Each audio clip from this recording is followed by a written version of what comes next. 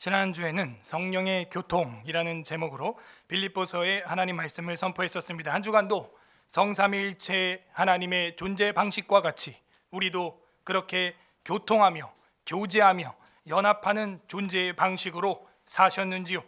오늘은 계때 중에 나를 높이소서라는 시편 59편의 말씀을 살펴본 걸 이어서 배잔병의 기도라는 제목으로 시편 60편의 특별 계시를 선포하고자 합니다. 다 함께 따라하겠습니다. 배잔병의 기도, 배잔병의 기도. 우리는 승리하고 있습니까?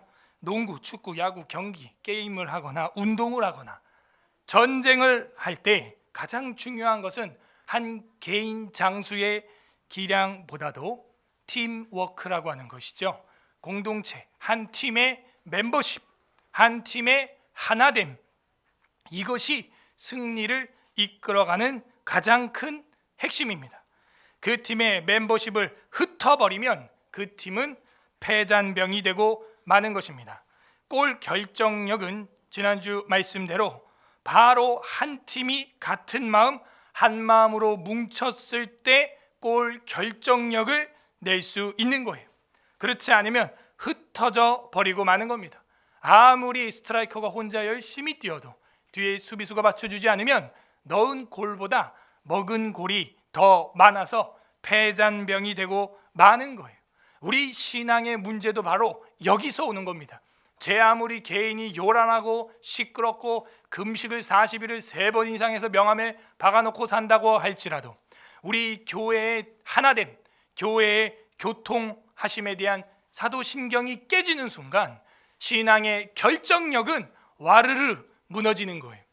예배가 생명입니다. 여러분, 예수 그리스도가 우리의 생명입니다. 아무리 외치고 영혼을 살리며 구령의 열정을 가지고 목숨을 던지며 순교해야 한다고 말을 할지라도 결정적인 순간에 예배에 대하여 헛발질을 해버린다면 신앙의 골 결정력이 무너지는 겁니다. 저와 여러분은 승리를 하고 있습니까? 오늘 성경 시편 60편에서는 하나님께 버림받은 다윗의 패잔병 군대가 나옵니다. 하지만 그들은 핑계하지 아니하고 하나님 앞에 자신의 삶을 계수하여 카운트하여 회개함으로 하나님을 승리의 깃발로 치세우고 다시 힘을 모으고 신앙을 모으고 기도를 모아 하나님을 앞장세워 승리할 것을 결심하게 됩니다. 세상에 취해서 비틀거리던 자들이 이제는 승리의 축배를 누리게 되는 장면, 그것이 시편 60편이에요. 어떻게 그렇게 세상에 취하여 비틀거리고 패잔병이 되었던 자들이 하나님 앞에 승리의 축배를 들 수 있게 되었을까요? 오늘 성경은 그 비결을 우리에게 선포하고 있습니다. 부디 오늘 말씀을 통하여 패배했던 우리의 삶을 정리하고 그 삶을 이기는 삶으로 변화시킬 수 있는 서울 에스라 교회 모든 성도님들 되시기를 주님의 이름으로 소망합니다. 아멘. 60편은 회중 탄식시입니다. 한 개인의 탄식을 넘어서면 회중 탄식이 일어나게 됩니다.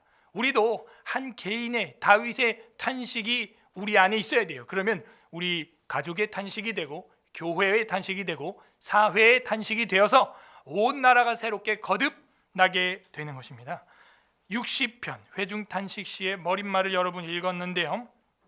다윗이 교훈하기 위하여 지은 믹담 이렇게 되어 있어요. 마지막 믹담입니다. 믹담이라고 하는 것은 황금시와 같다 그랬죠. 매튜엘리 목사님이 그렇게 번역을 했고 다윗이라고 하는 왕을 통하여 가르쳐지고 교훈되고 있기 때문에 충분히 우리는 황금시라고 이해할 수 있습니다. 인도자를 따라서 수산의 돛, 수산 에둣에 맞춘 노래. 자, 인도자를 따라서 불렀다는 걸로 보아 역시 이것은 예배시, 회중시, 지휘자가 있는 가운데 합창으로 부르기에 합당하며 우리가 설교가 끝난 다음에 60편을 다 같이 부를 때 같이 이 머릿말을 생각하면서 부르면 되겠어요. 인도자를 따라 수산 에둣에 맞춘 노래, 처음 등장하는 장르입니다. 수산 에둣이라고 하는 것은 언약의 나리꽃, 직역하면 그렇게 돼 있어요. 그래서 이것을 증거자의 백합이라고 존 칼빈은 번역을 합니다. 증거자의 백합에 맞춘 노래, 옛날에는 처량하게 날아가는 비둘기에 맞춘 노래, 뭐 그런 게 있었죠. 그러면 이 언약의 나리꽃 증거자의 백합에 맞춘 노래라는 건 뭘까? 이 백합꽃을 보게 되면 꽃잎이 6개가 되어 있어요. 여러분 첼로, 비올라, 바이올린 이런 거 보면 다 어떤 그 꽃잎알이나 꽃의 어떤 형상을 다 가지고 있지 않습니까? 그래서 이 증거자의 백합이라고 하는 언약의 나리꽃에 맞춘 노래라는 것은 아마 그 꽃잎 6개, 즉 6개의 줄이 있는 현악기, 그죠? 비파와 수금과 같은 그 6개의 줄이 있는 어떤 악기 같아요. 육현 악기로 학자들은 추정을 합니다. 그래서 이 수산 에두스에 맞춘 노래라는 것은 바로 그 현악기에 맞춘 노래라는 것이죠. 요즘 우리 교회 현악기 레슨이 왕성하게 일어나고 있습니다. 좋습니다. 열심히 배워서 전부 다 악기를 하나씩은 다 해서 현악기로 하나님께 영광 돌리는 거 좋죠. 기타도 육현악기로 되어 있죠. 그래서 현악기를 연주하는 거, 사실 피아노도 뭐 타악기냐 현악기냐 말이 많지만 저 안에 보면은 다 기타 줄 같이 현악기로 되어 있어요. 그걸 이제 때리고 튕기는 거는 뭐 손가락이 하든 이 채로 켜든 피크로 하든 뭐 여러 가지 망치로 때리든 그 방법만 다른 겁니다. 그래서 수산 에두스에 맞춘 노래입니다. 근데 이게 언약의 날 있고 증거의 백합 이런 의미가 있기 때문에 약속에 기반한 음악이다. 약속, 언약, 증거에 기반한 찬양이다. 우리의 노래와 찬양은 뭐가 되어야 되느냐? 바로 그 신약과 구약에 부합하는 노래가 되어야 한다는 거예요. 여러분이 부르는 노래는 바로 그 언약에 기반해야 됩니다. 그러므로 우리가 가장 완벽한 언약은 시편이죠. 그래서 아까도 시편 8편 우리 특송을 불러주시고 정말 은혜가 되는 거예요. 시편 1편에 대한 걸 또 우리 연합합창단이 불렀죠. 여러분들이 그런 노래를 들으면서도 이게 언약에 기반한 증거자의 백합과 같구나, 그렇게 딱 이해가 되면 그 찬양이 더 아멘으로 다가오고 아멘으로 화답하게 되는 거예요. 그래서 우리가 가장 완벽한 찬양은 시편이요. 시편을 부를 때 사울 왕에게 들어갔던 악령이 떠나가는 줄 믿습니다. 어둠이 떠나가는 줄 믿습니다. 빛이 던져지는 거예요. 빛이 던져지는 거. 조명탄을 밤에 저 산속에 팡 쏘면요, 거기 누가 숨어 있는지 전부 보이는 겁니다. 우리 마음속에 조명탄을 팡 쏘는 것과 같은 것, 바로 시편, 언약 찬양, 증거자의 백합에 맞춘 노래, 언약의 나리꽃에 맞춘 노래, 그런 노래가 우리 교회 안에 시와 찬미와 신령한 노래로 충만하기를 소망합니다. 수산 에두스에 맞춘 노래, 다윗이 아람 나하라임과 아람 소바와 싸우는 중이야. 자꾸 어려운 단어 나오네요. 그래서 설교자가 필요한 거예요. 아람 나하라임이라고 하는 것은 두 강들의 아람이라는 뜻이, 아람은 나라인 거 아시겠죠? 그 아람 국가에 두 강물 줄기가 있다 얘기예요. 두 강물 줄기를 우리는 메소포타미아라고 합니다. 그래서 이 메소포타미아 두 강물들이 흐르는 지역이다 하는 거예요. 아람 나하라임이라고 한 거고, 아람 소바, 우린 메밀 소바밖에 모르는데 이 소바는 국수를 말하는 게 아니고 역시 아람의 소바다 이런 뜻이에요. 즉 아람의 소바라고 하는 어떤 지역 땅, 다메섹에서 약간 북동쪽쯤에 있는 도시로 추정을 합니다. 전체적으로 보면 그 메소포타미아 강줄기를 따라 유브라테스 강과 미시 그 티그리스 강이 흐르는 거, 우리가 대충 그 지역을 상상하면 되겠어요. 아람 소바와 싸우는 중에 전쟁이 일어났구나. 요압이 돌아와 에돔을 소금 골짜기에서 쳐서 12,000명을 죽인 때, 이렇게 돼 있어요. 그래서 이것은 아마도 사무엘하 8장이나 사무엘상 18장, 그 에돔의 소금 골짜기라고 하는 단어가 나오거든요. 그래서 그쯤에 쓴 거다. 하지만 헷갈리는 게 뭐냐?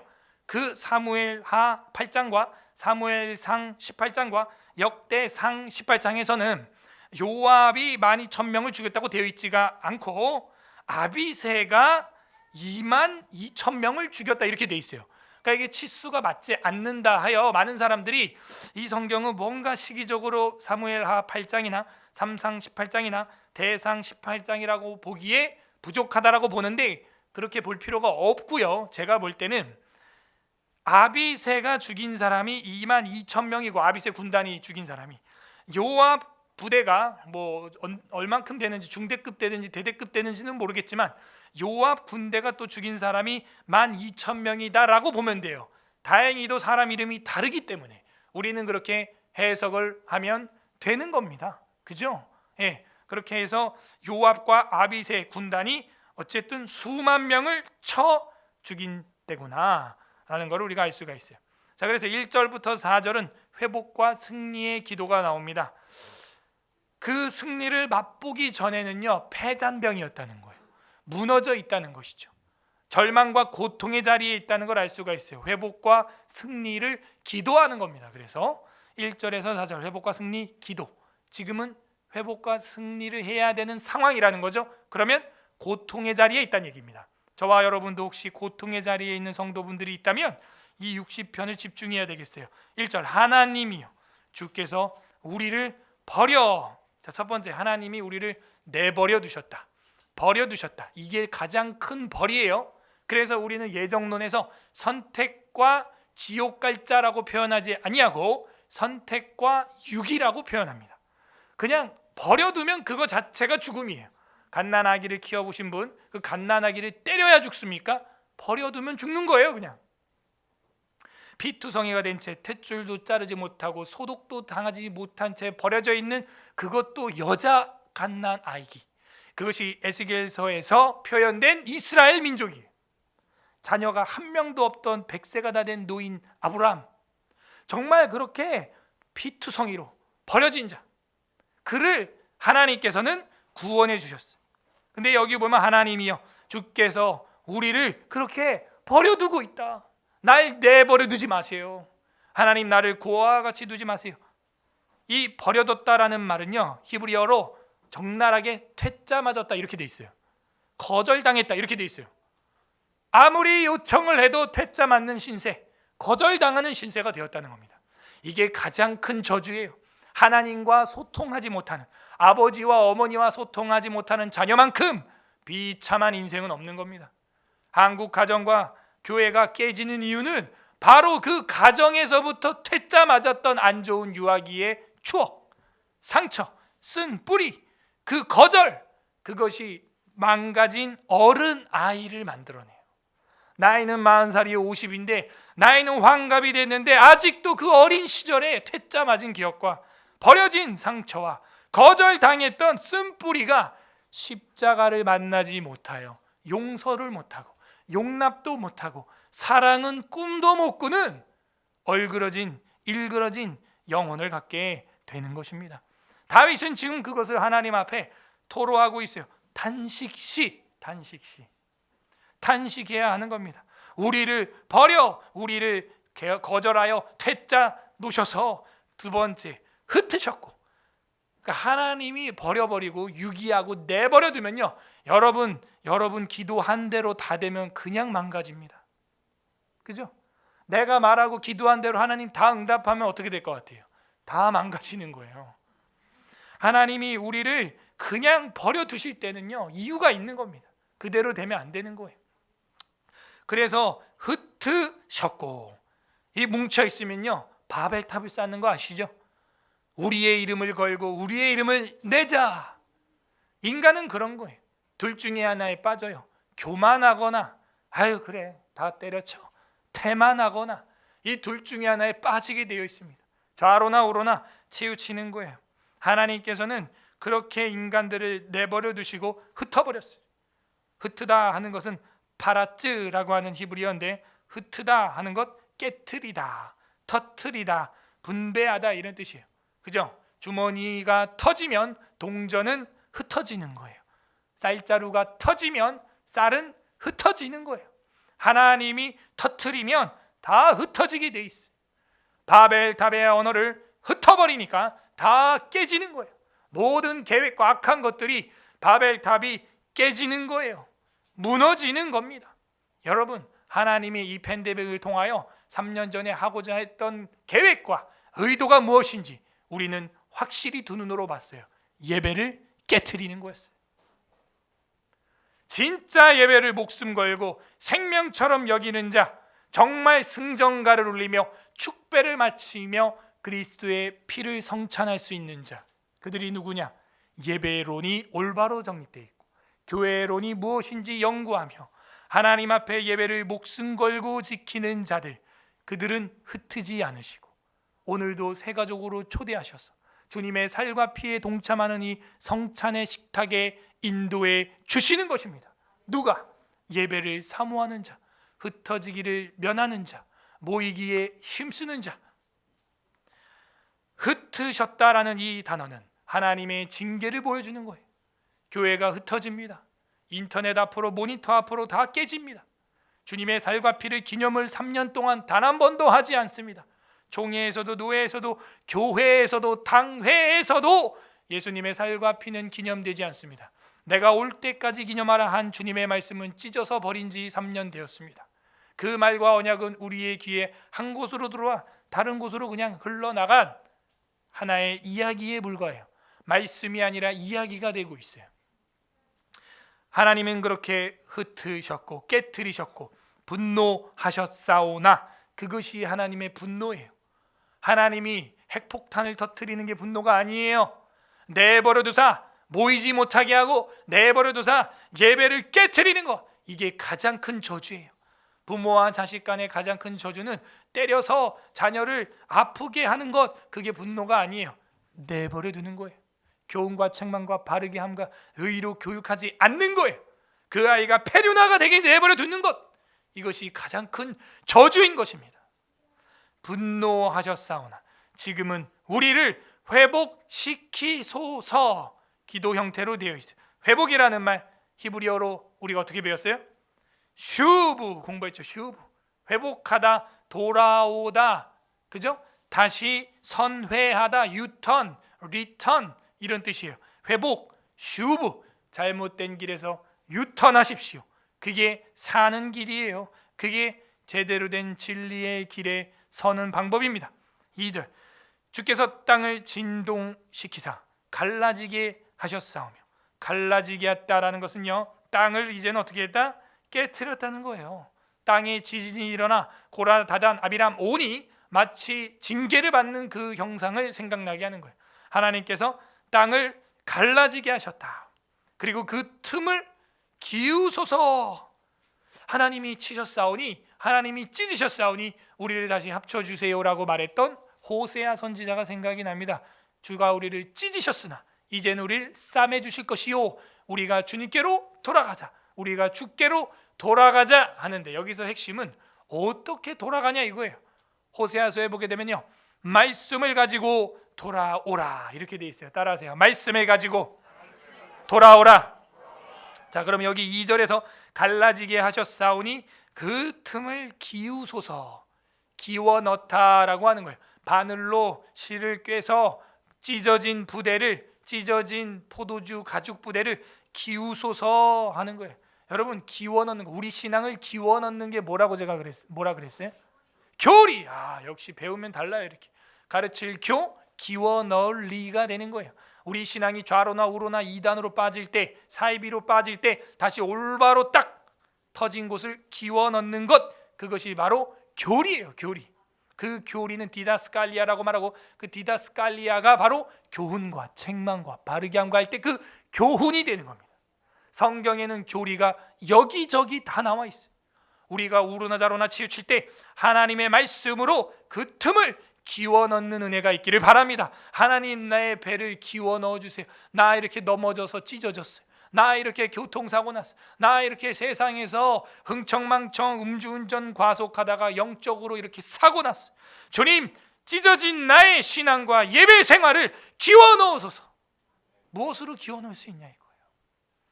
땅이 흔들림이니이다. 이것도 우리 공부 다 한 거예요.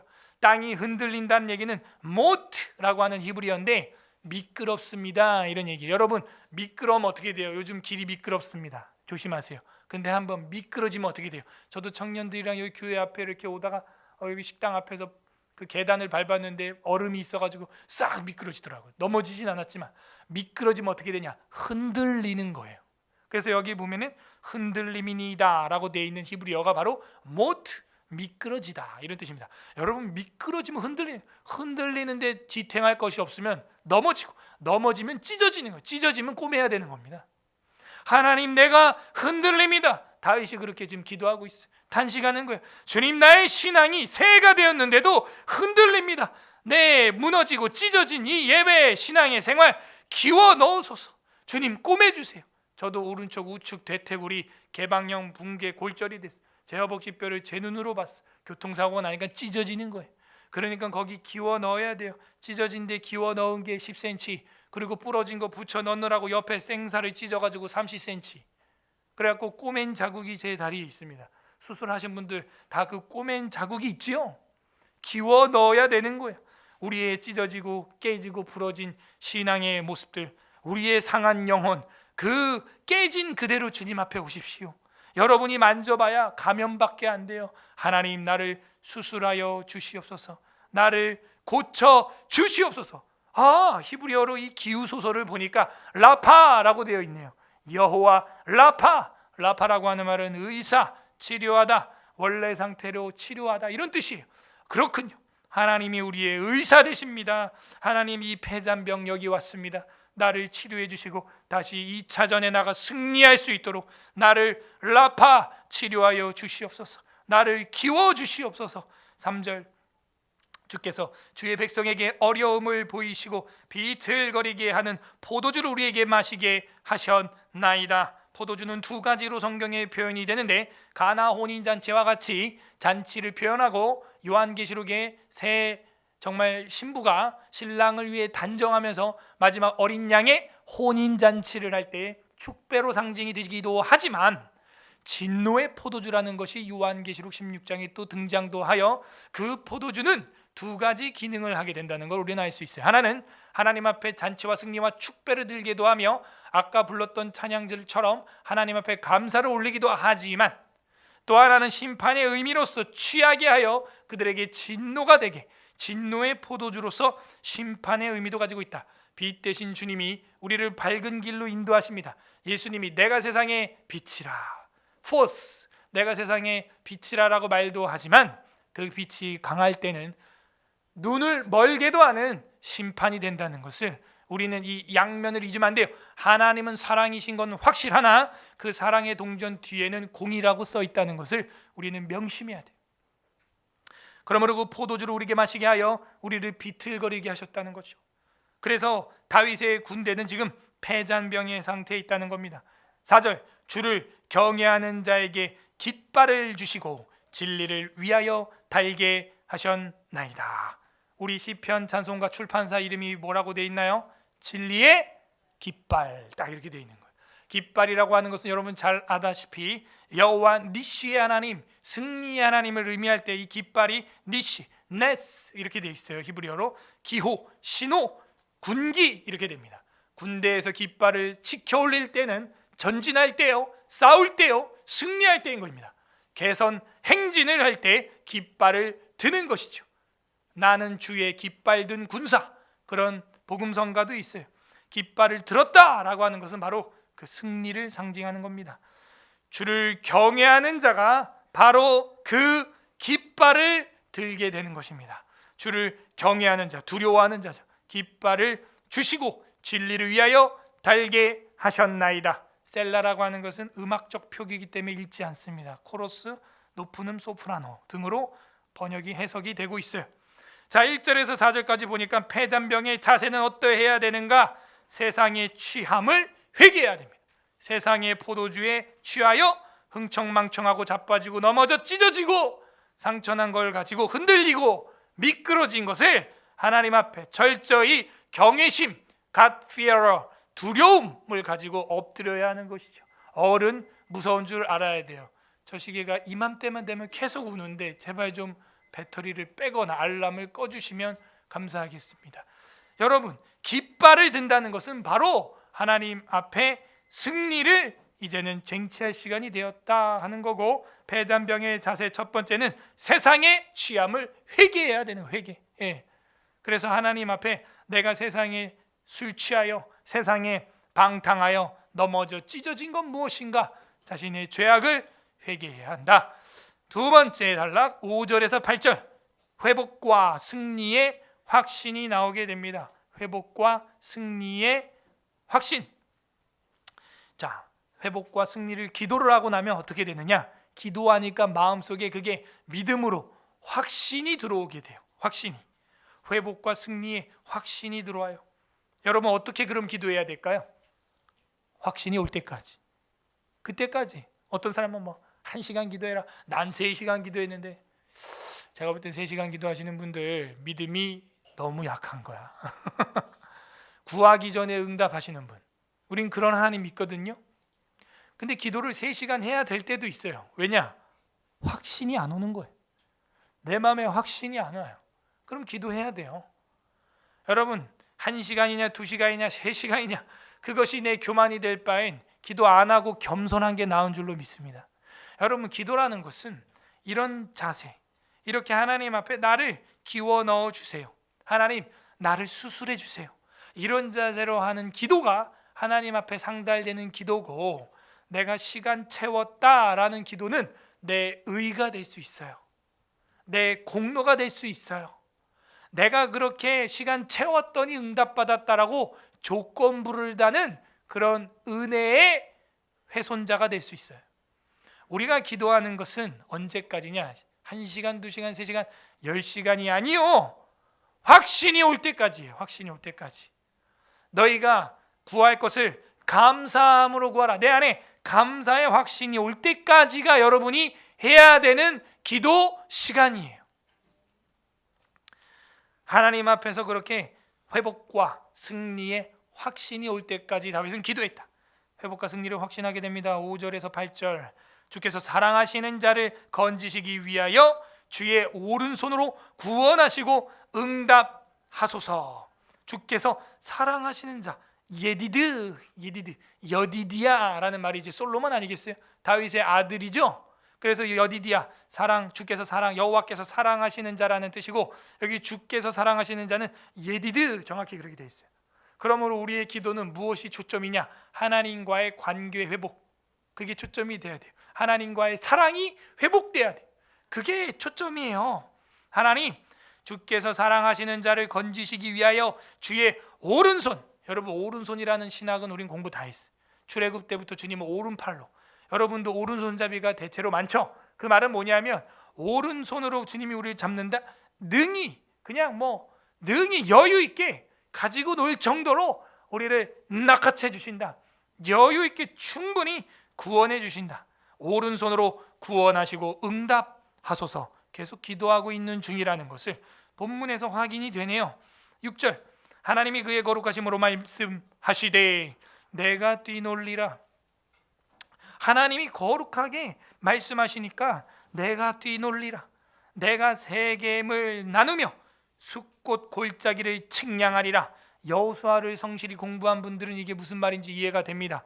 땅 분배가 나오네요. 정복하니까 정착하게 되네요. 따라하세요. 정복, 정착. 영적 전쟁에서 정복하고 승리하는 자는 그 땅을 차지하게 되는 것입니다. 그 땅에 정복하게 된 사람은 정착도 하게 되는 걸 우리는 믿습니다. 여러분, 그거예요. 믿음의 원리는 믿음이 강한 자, 정복하게 되고, 정복한 자 그 땅에 정착하게 돼요. 가장 헤브론과 기름진 이 예루살렘 땅을 믿음이 가장 좋았던 갈렙 지파, 유다 지파가 차지하게 된다는 것을 우리는 여호수아에서 똑똑히 확인을 했어요.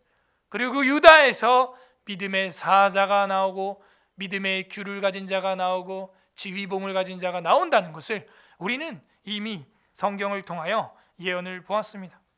자, 그러면 세겜을 나누고 숫꽃 골짜기를 나눈다. 이게 뭐냐? 바로 정복하게 되고 정착하게 된다는 거예요. 승자는 땅 분배를 받게 된다. 우리의 영원한 가나안 땅, 저 천국인 줄 믿습니다. 여러분, 이 영적 전쟁 승리에서 우리의 여호수아 예수 그리스도와 함께 그 젖과 꿀이 흐르는 가나안 땅 정복하시길 바랍니다. 그리고 정착하시기를 소망합니다. 측량하리라. 7절, 길르앗이 내 것이요 므낫세도 내 것이며 에브라임은 내 머리에 두고요 유다는 나의 규며, 규라는 것은 바로 입법자, 통치자를 말한다라고 했어요. 이것은요 창세기에 이미 예언이 다 되어 있는 것이라 우리가 여기서 시간을 많이 쏟을 필요가 없습니다. 그래서 유다 지파의 유다는 나의 입법자며 유다는 나의 규, 바로 왕이 가지고 있는 그 지휘봉을 말하는 겁니다.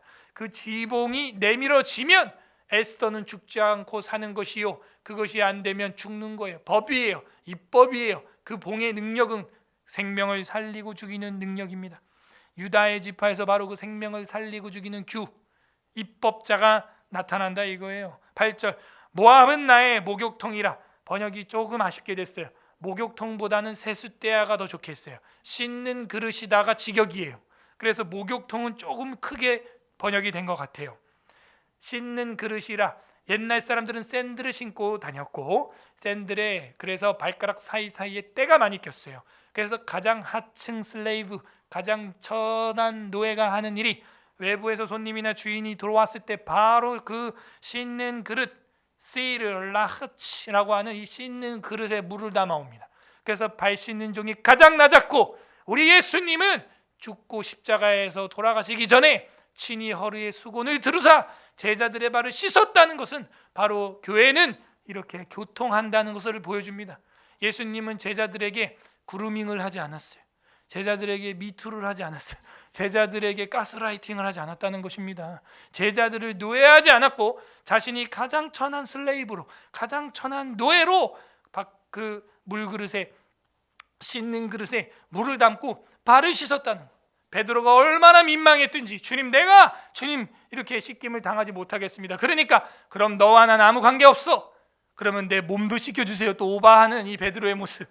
그랬더니 몸은 깨끗하니까 이제 안 씻어도 된다. 너희 손과 발을 이렇게 씻어라. 서로 씻어줘라 하는 그런 이야기가 여기 나오는 거예요. 그것이 바로 이 씻는 그릇이라는 것입니다. 가장 겸손한 자세죠. 모압이 근데 이제 어떻게 된다? 그런 가장 천한, 내가 발이나 씻어야 되는 그런 그릇으로 전락할 것이다 라는 것을 우리에게 보여주고 있습니다. 저도요, 여러분 가스라이팅 하긴 이미 틀렸어. 청년들이 심부름을 시켜도 심부름을 하지 않고 나오래도 말을 안 들으며 오히려 어제도 담임 목사한테 아이스크림 셔틀이나 시키고 있는 이런 현실 철저히 봤어요. 가스라이팅을 당하고 있는 담임, 성도로 하여금 그루밍을 당하고 있는 이 담임 목사, 그런 모습들을 여러분이 본다면 우리 교회가 얼마나 성경적인가. 예수님의 허리에 수건을 두른 것처럼 오히려 발을 씻겨주고 있는 그런 모습, 참 은혜롭다. 모압은 그런 아주 노예 중에서도 천민, 가장 계층 낮은 목욕통, 씻는 세숫대야, 발 씻는 그릇이죠. 사실은 세숫대야는 얼굴을 씻는 거지만 발 씻는 그릇 정도가 된다. 에돔은 나의 신발을 던지리라. 이제 이해가 됐어. 자, 어떤 학자는 에돔에는 나의 신발을 던지리라를 룻기를 가져옵니다. 그러니까 우리가 지금 창세기부터 말라기까지 성경 공부를 다 했기 때문에 지금 이런 종합적인 성경 해석이 되는 거예요. 종합적인. 2월 14일부터 다시 창세기부터 말라기까지 제가 강의를 아주 요약적으로 할 테니까 매일 저녁 7시 반 회개하는 마음으로 나오는 분들은 지금 늦게 우리 에스라 교회에 왔어도 창세기부터 말라기까지 핵심적으로 배울 수 있는 은혜가 있을 것입니다. 룻기에 보게 되면은 신발을 던져주는 장면이 나오죠. 보아스가 아무개라고 하는, 아무여라고 하는 기업물을 자한테 신발을 벗겨주면서 이제 너는 룻과 같은 불쌍한 집안의 사람들의 재산을 너가 물어주기를 싫어하는 자구나 하면서 신발을 던져줍니다. 신벗긴 자의 집이 되는 거예요. 그 말은 이제 너가 아니요, 내가 그 기업을 물을 자다라고 보아스가 이야기하는 거거든요. 그래서 이 부분을 그렇게 해석하는 사람도 있어요. 이제 다윗의 집안이, 유다의 집안이 모든 기업을, 에돔의 기업까지도 이어갈 사람이 된다라고 보지만 저는요 조금 아쉬워요. 왜냐? 목욕통이 뭐 하는 그릇이라 그랬어요? 발 씻는 그릇이기 때문에 발 씻기 전에 먼저 뭘 해야 당연한 거예요? 그렇죠. 저는 그렇게 보는 게 더 자연스럽다고 보여져서, 물론 기업물을 짜다라는 것도 좋은 해석이고 이단적이지는 않으나 앞에 바로 모압은 나의 발 씻는 그릇이라, 에돔에는 내가 그 신발을 던지리라, 이렇게 하는 게 더 표현이 괜찮다.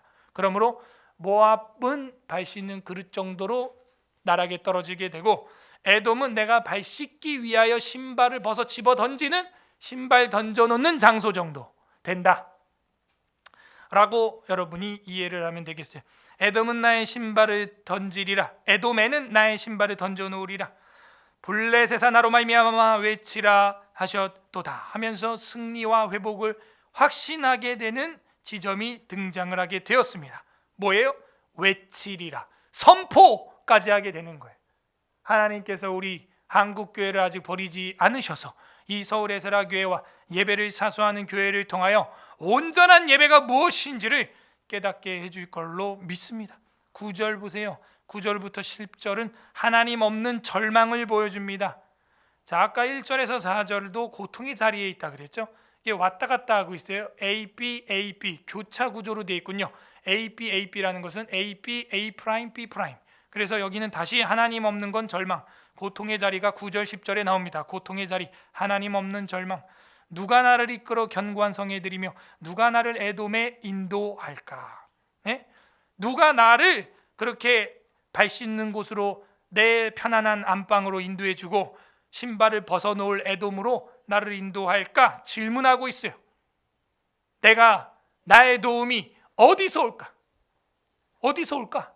천지를 지으신 여호와에게서로다. 질문을 하세요, 여러분. 나의 이 무너진 가정, 인생, 신앙, 내 이 믿음 어떻게 해야 이 믿음을 다시 승리의 깃발을 세울 수 있을까? 다윗도 질문하는데 우리가 왜 질문 안 합니까? 10절 하나님이여 주께서 우리를 버리지 아니하셨나이까? 하나님이여 주께서 우리 군대와 함께 나아가지 아니하시나이다. 이 말은 뭐냐면 하나님이 우리를 버리니까 그냥 이렇게 패잔병이 될 수밖에 없었구나. 질문 끝에 답을 얻었어요. 내 인생이 왜 이렇게 됐을까? 잘못된 예배생활, 잘못된 하나님과의 관계, 하나님 앞에 사랑하시는 자 예디드가 돼야 되는데 하나님과의 사랑이 깨진 관계. 내가 그렇게 살았구나. 그래서 우리 군대와 하나님이 함께하지 않으셨구나. 많은 것 이유가 있겠지만 아이가 죽는 것은 그냥 부모님이 버려두면 죽는 거예요. 때려서 죽이는 게 아니에요. 칼로 찔러 죽이는 게 아니에요. 버려두면 애들은 망가지게 돼 있는 거예요. 그렇군요. 질문을 해보니까 답이 나오는군요. 하나님이 우리와 함께하지 않는 것, 이것이 가장 큰 저주군요. 그래서 하나님이 자신의 별명을 임마누엘이라고 하는 거예요. 하나님이 우리와 함께할 때 그것이 가장 평강의 극치구나. 이것이 가장 안녕의 상태구나. 마지막 11절 12절은 하나님과 승리 확신. 아까 전에 5절에서 8절도 회복과 승리의 확신이라 그랬죠. 기도를 통하여 회복과 승리의 확신이 올 때까지 기도했는데 11절과 12절도 하나님과 승리를 확신하는 다윗의 모습이 나와요. AB의 구조를 가지고 있다 하는 것이죠. 기도를 하니 확신이 오고 절망 중에도 하나님 바라보니 다시 확신이 오는 거예요. 그래요, 우리 인생 그런 겁니다. 때로는 절망이 오고 신앙생활에 대해서 회의감도 올 때가 있어요. 파도처럼 몰려옵니다. 하나님 진짜 있는 거 맞아? 신은 존재하는가? 저는 그럴 때 일반 계시 우주 만물을 묵상하고 자연을 읽어요. 그리고 나서 특별 계시 성경을 읽습니다. 여러분 신앙이 흔들릴 때는 다른 거 생각하지 마세요. 창조주를 묵상하면 돼요. 우주의 정확한 시계로 움직이고 계시는 창조주를 기억하면 우리의 신앙은 다시 시동이 부릉 걸리는 거예요. 11절 12절 하나님과 승리 확신. 우리를 도와 대적을 치게 하소서. 도우시는 하나님 에스라의 하나님이에요. 에제르 하와를 돕는 배필로 만든다. 에제르 그게 돕는다라는 뜻이에요. 에즈라 우리를 도우시는 여호와라는 거예요. 우리를 도와 대적을 치게 하소서. 에스라의 하나님. 에스라 교회는 뭐냐? 그 하나님을 만날 수 있도록 도와드리는 거예요. 성경 전체를 배울 수 있도록 도와드리는 거예요. 예배가 무엇인지 깨달을 수 있도록 도와드리는 거예요. 의식주의 문제로 힘들어하는 분들, 피해보고 있는 분들 치료하는 일에 도와드리는 거예요. 그래서 에스라 교회라는 거예요. 돕는 교회라는 거예요. 우리를 도와 대적을 치게 하소서. 다윗의 힘으로는 부족하다는 것을 정확히 깨달았군요. 저와 여러분의 힘으로는요 이 험악한 세상 살 수가 없어요. 하나님이 도와주셔야 돼요. 나의 등 뒤에서 나를 밀어주셔야 돼요. 사람의 구원은 헛됨이니다. 이걸 깨닫기 위해서 다윗을 하나님이 잠시 내버려 두셨어요. 죄를 짓게, 넘어지게 내버려 두셨어요. 뭘 깨닫게 하기 위하여? 사람의 구원은 헛됨이니이다. 이제 다윗은 헛됨과 참됨을 깨닫게 됩니다. 헛된 것이 무엇이냐? 바로 사람을 의지하는 것, 사람 바라보는 거예요. 제가 목회를 하며 사람 의지하고 사람 따라다녔다가는 사기만 당했을 것입니다. 사람 의지하면 그게 헛된 것이다. 이 헛되다라고 하는 말은 텅 빈 것이다, 빈 깡통이다. 히브리어로 그렇게 돼 있어요. 가보니까 헛된 거예요. 빈 깡통이 시끄럽고 요란한 수레는 비어 있는 것입니다. 12절 다 같이 있습니다. 12절 시작. 우리가 하나님을 의지하고 용감하게 행하리. 사람의 구원을 의지하면 헛된 것이요 우리가 하나님을 의지하고, 거기다가 메모하세요. 참됨, 이렇게 쓰면 되겠어요. 성경에는 써 있지 않지만 행과 행 사이를 읽을 수 알면 성경을 읽은 거예요. 이게 글씨는 초등학교 1학년도 읽어요. 그거는 성경을 읽은 게 아니라 글씨를 읽은 거예요. 사람의 구원의 헛됨을 깨달은 다윗은 하나님을 의지하는 참됨을 깨달았다. 이거를 60편을 통하여 우리한테 선포하는 거예요. 패잔병의 기도는 이렇게 이루어지고 있습니다. 패잔병의 자세 첫 번째, 세상의 취함을, 세상 포도주의 취함을 회개해야 됩니다. 술 취하지 말라, 이는 방탕한 것이요 너희는 성령에 취하라, 성령의 충만함을 받아라 라고 하는 바울 사도의 그 성경 말씀은 우리가 술에 취하면 술기운으로 말하고 술 냄새가 나고 술기운으로 일하는 것처럼 성령에 취하면 성령의 냄새가 나고 성령으로 말하고 성령의 능력으로 힘써 일하게 되는 걸 우리는 믿기 때문입니다. 그러므로 패잔병의 자세를 정리해보면 첫 번째, 세상의 취함을 회개해야 돼요. 반대로 우리는 성령에 취해야 돼요. 말씀에 취해야 됩니다. 두 번째, 패잔병의 자세는 5절에서 본 것처럼 하나님을 사랑해야 돼요. 하나님의 예리드, 하나님의 사랑받는 자가 돼야 돼요. 저는 소망이 우리 아이들이 많은 사람을 사랑하는 거, 그거 크게 바라지 않아요. 우리 아이들, 이 철없는 아이들이 사랑받는 아들이 됐으면 좋겠어요. 어디로 가든지 사람들한테 사랑받는 딸이 됐으면 좋겠어요. 그러면 내가 타인을 사랑하는 거는 그렇게 어려운 문제가 되지 않아요. 우리 모두가 어디로 가든지 사랑받는 사람이 되길 바랍니다. 아, 저 사람, 아, 저 집사, 아, 저 아이 참 쟤는 사랑스러워. 예디디야, 여디디야, 주께서 사랑하시는 자. 세 번째는 패잔병의 자세가 뭡니까? 헛됨과 참됨에 대한 용기가 필요해요. 헛됨과 참됨을 분별만 할 줄 알면 안 돼요. 분별을 넘어서 용기가 필요해요. 무슨 용기냐? 사람의 구원, 내가 의지했던 그 권력자, 돈, 물질, 사람이 헛되다는 걸 깨닫고 연락을 끊을 수 있는 용기, 그리고 보이지 않는 하나님을 의지할 수 있는 참됨을 의지하는 용기. 매일 저녁 시간을 하나님 앞에 드려 이제는 말씀 사경회를 통하여 장작을 집어넣고 기도로 불을 붙일 수 있는 용기, 그것이 헛됨과 참됨 사이에 대한 용기예요. 이것이 진짜 장군이고 용사예요. 아셨어요? 성경은 그래서 성을 쟁취하는 자가 용사가 아니요 자기 마음을 다스리는 자가 용사로다. 다윗은 그걸 깨달았어요. 자신이 골리앗을 죽였을 때 정말 만만이 되는 줄 알았죠. 하지만 자기 안에서부터 부패는 시작되고 있었던 거예요. 밧세바를 보고, 그리고 자기가 군인을 세워보고 인구조사를 하고, 잘못된 것은 바로 자기 안에 있었다는 것을 다윗은 깨닫게 된 것입니다. 그래서 사람의 구원의 헛됨을 버리고 하나님의 구원의 참됨을 의지하게 되었어요. 그래서 우리의 대적을 밟으실 22로다 하면서 시가 다 끝나는 거예요. 우리의 대적을 밟아주실 분은 바로 하나님이었다. 이웃 국가가 아니었다. 이웃 장수가 아니었다. UDT가 아니었다 하는 것입니다. 하나님이 함께함으로 비틀거리는 포도주를 마셨던 인생이 전쟁의 승리의 축배를 드는 인생으로 180도로 변화받는 것입니다. 이것이 바로 여호와 하나님을 만난 자의 삶이에요. 하나님을 만난 자의 삶은 이렇게 세상의 흔들림과 취함에서 하나님 앞에 그리스도와 혼인잔치하는 삶으로 바뀌는 것입니다. 승리를 주시는 하나님, 시편 23편 5절, 우리가 이따가도 성찬을 하면서 찬양을 부르겠으나 23편 5절 다 같이 읽어보겠습니다. 시편 23편 5절.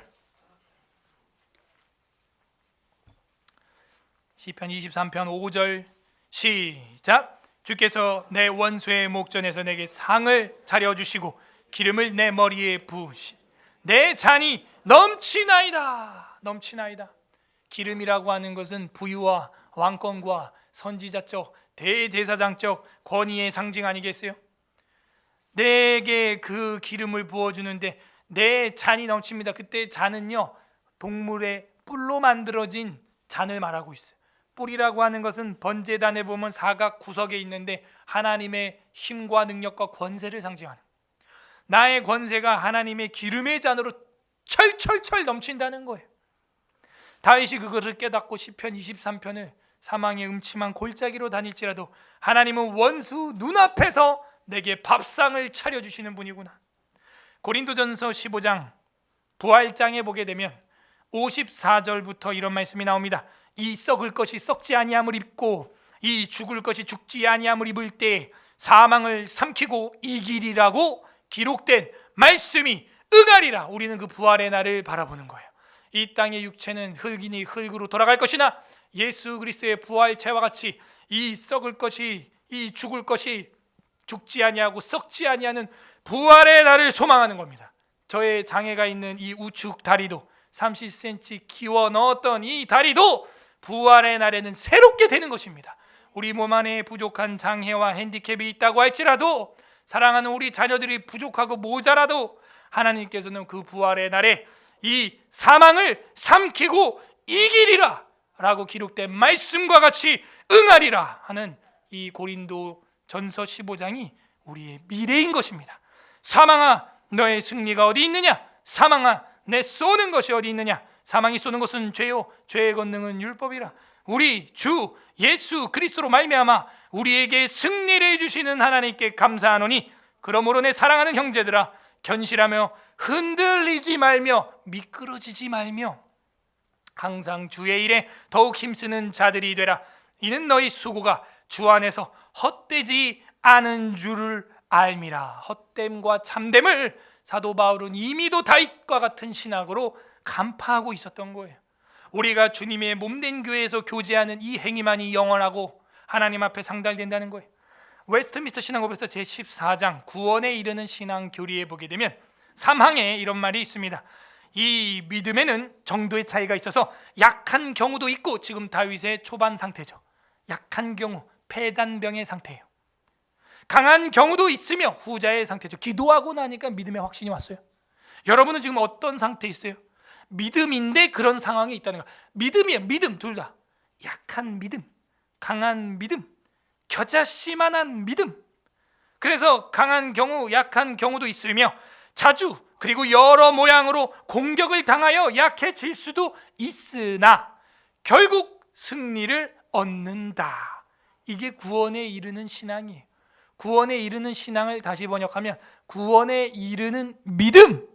이 믿음은 우리 육체의 눈으로 볼 때 때로는 약하고 넘어지고 이상하게 무너지는 죄에 빠진 사람처럼 보일지 모르나, 구원에 이르는 믿음, 진짜 믿음은 우리로 하여금 결국에는 승리하게 한다는 겁니다. 이게 하나님의 주시는 구원의 믿음이에요. 그리고 여러 모양으로 자라서 그리스도를 통하여 온전한 확신에 이르게 되는데, 이는 그리스도께서 우리의 믿음의 창시자요 또한 온전케 하시는 분이기 때문이다. 이렇게 돼 있어요. 믿음이라고 하는 건 내게 아니에요. 예수님 거예요. 그러므로 우리를 온전하게 하십니다. 때로는 약하고 넘어지고 작아 보이지만 여기 어떤 하나님의 마음이 나타나 있는 것 같아요. 시편 60편에 나와 있는 아버지의 마음은 승승장구하기를 바라는 아버지의 심정이에요. 어떤 관계에서, 어떤 상태에서 폐잔병이지만, 넘어졌지만, 중환자실에 누워있는 남궁현우이지만 세상의 취함을 회개하고 하나님의 사랑받는 자가 되며 어디로 가든지 사람들에게 사랑받는 자가 되며 헛됨과 참됨을 분별할 수 있는 용기, 그것을 가져서 이제는 폐잔병이 아니라 승승장구하는 개선행진가를 부르는 아들이 되기를 바라는 겁니다. 각자 적용하시길 바랍니다. 세상의 취함은 무엇인가 회개하시길 바랍니다. 하나님을 사랑하지 못함은 무엇인가, 사람 앞에 사랑받지 못함은 무엇인가, 사람을 의지하는 헛됨은 무엇이었는가 회개하시기를 바랍니다. 헛됨과 참됨을 분별할 수 있는 용기를 주시옵소서. 세상 것을 끊고 하나님 앞에 내가 시간과 공간을 보낼 결단을 하시기를 바랍니다. 끝맺습니다. 우리 주 예수 그리스도께서는 폐잔병을 개선 행진하게 하십니다. 요한복음 21장 다 같이 마지막 성경 보겠습니다. 요한복음 21장 17절 18절 두 절을 읽어보겠습니다. 요한복음 21장 17절 18절 186페이지 186 신약성경 186페이지 요한복음 21장 17, 18절 두 절입니다. 합독합니다. 시작. 세 번째 이르시되 요한의 아들 시몬아 하시니 주께서 세 번째 네가 나를 사랑하느냐 하심으로 베드로가 근심하여 이르되 주님 모든 것을 아시오매 내가 주님을 사랑하는 줄 주께서 아시나이다. 예수께서 이르시되 내 양을 먹이라. 내가 진실로 진실로 네게 이르노니 네가 젊어서는 스스로 띠띠고 원하는 곳으로 다녔거니와 늙어서는 내 팔을 벌리리니 남이 띄우고 원하지 않는 곳으로 데려가리라. 아멘. 세상에 취해 있던, 세상의 욕심에 취해 있던, 인간을 의지했던 베드로, 이제는 십자가를 만난 뒤에 하나님 앞에 세 번이나 사랑을 고백하게 됩니다. 예수님께서는 자신을 세 번이나 부인했던 폐잔병 베드로에게 나타났어요. 그 환경도 어쩌면 우리 똑같은지 그 여종 앞에서 불을 쬐고 있었을 때 세 번 저주하고 맹세하여 부인했는데, 이제는 바닷가 앞에서 모닥불을 떼고 아침 조반을 준비하느라 불 떼고 있는 베드로에게 똑같은 그 이미지 속에서 저물매 부인했던 베드로가 아침이 되매 주님께 사랑을 표현하는 그런 방식으로 요한복음은 빛으로 마무리를 하고 있습니다. 예수님의 십자가는 이렇게 폐잔병을 승리의 장군으로 만드는 깃발이 되는 거예요. 그 깃발은 저 갈보리 언덕 위에 높이 세워지게 되었습니다. 폐잔병을 승리의 개선 행진을 부를 수 있는 장군으로 만드는 장소, 바로 그것이 예수님의 살과 피가 있는 십자가예요. 오늘은 우리 그 자리에 모여 기념하는 날입니다. 그게 복음이에요. 예수님의 살과 피를 귀로만 들은 게 아니요, 이제는 만져보고 이제는 먹어보는 거예요. 씹어보는 거예요. 그리고 기념하는 것입니다. 그 기념하는 가운데 하나님 앞에 우리 마음은 변화되어 은혜로 충만해지는 거예요. 십자가는 바로 그 훈련 장소입니다. 베드로뿐만이에요. 다메섹으로 가던 바울에게도 나타나시고 아리마대 사람 요셉에게도 십자가에서 니고데모에게도 심지어 로마 군인에게까지도 그는 참 의인이었도다 라는 고백이 나오게 하는 곳, 그곳이 바로 십자가입니다. 그 십자가를 통하여 승리의 신앙으로 바뀌는 거예요. 폐잔병 다윗은 여호와 하나님을 만나고 바뀌는 거예요. 그리고 우리 주님은 우리에게 세상에 취하는 잔이 아닌 천국 잔치의 시작을 알리는 가나 혼인 잔치의 포도주를 새 언약의 피로 우리에게 나누어 주신 겁니다. 너희 유대교의 그 6덩어리 되는 물덩이에 물 가득가득 채워봐야 너희 죄를 씻을 수 없고 이 피로만 씻을 수 있다고 하는 선포, 그것이 물이 포도주가 되는 거예요. 아셨어요? 그 현상, 이 물로 너희가 아무리 씻어봐야 씻기지 않는다. 내가 너희를 씻어야 한다.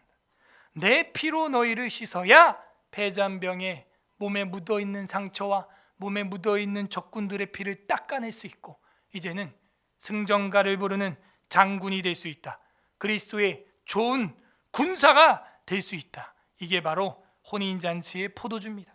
부디 오늘 말씀을 날마다 묵상함으로 패배에서 십자가로 회복되어 승리의 개선 행진가를 부르며 축배를 마시는 서울예술학교의 성도들이 되기를 주님의 이름으로 간절히 소망합니다. 우리는 승리하고 있습니까? 설교를 생각하면서 60편 다 같이 읽어보겠습니다. 아멘. 이 말씀을 생각하면서 다 함께 기도하는 시간 갖도록 하겠습니다. 이 시간 기도할 때 하나님, 우리의 삶의 한 주간에 있었던 패배들 자백합니다. 우리가 세상에 취했습니다. 사람에게 의지했습니다. 사람을 헛된 것으로 보지 못하고 하나님보다 눈에 보이는 것을 의지했습니다. 우리의 죄악을 용서하여 주시옵소서. 우리의 이 패배한 우리의 이 경건들, 주님 이 시간 가루가 되고 무너진 그대로 나왔습니다. 다시 빚어주시옵소서. 회개하는 기도. 둘째 기도할 것은 하나님 어디로 가든지 사랑받는 자 되게 하시고 주님의 사랑받는 자 여디디아 되게 하셔서 어디로 가든지 그리스도의 사랑 전파하는 사람 되게 하여 주시옵소서. 세 번째 기도할 것은 하나님의 진리의 말씀을 통하여 헛됨과 참됨을 분별할 수 있는 영안을 열어주시니 감사합니다. 우리에게 참됨을 선택할 수 있는 다윗과 같은 용기를 허락하여 주시옵소서. 감사하는 기도도 올려드리시길 바랍니다. 우리 다 함께 말씀을 생각하면서 성령님께서 소원을 주시는 대로 기도 올려드리겠습니다. 기도합니다. 하나님 아버지 감사드립니다. 우리로 하여금 헛된